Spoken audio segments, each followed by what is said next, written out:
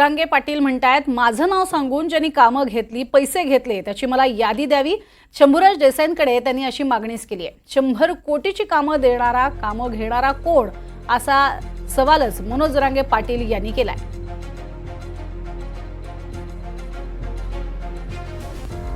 माझ्या कानावर आले, खरं असेल तर सांगा, खोटं असेल तर सोडून द्या, पण आलेली माहिती खरी आणि मी आपल्याशी 10 महिन्यापासून बोलतोय।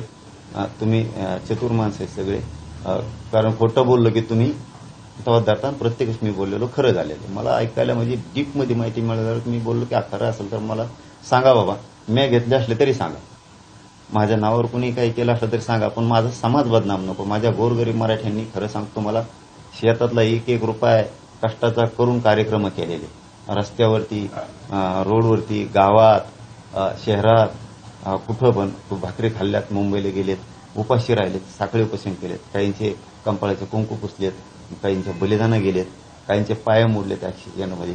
माझ्या समाजाचे खूप खूप हाल सहन केले, आणि कोणी जर असं करत असं समाजाच्या जीवावर, तुम्ही तुमचं किती काय कमावं त्याबद्दल आमचं दुमत नाही, किती कमावं तुम्ही स्वकष्टानं, माझ्या समाजाच्या जीवावर होणार असलं तर हे मात्र चांगलं नाही। खरं असेल तर मला माहिती मात्र द्या।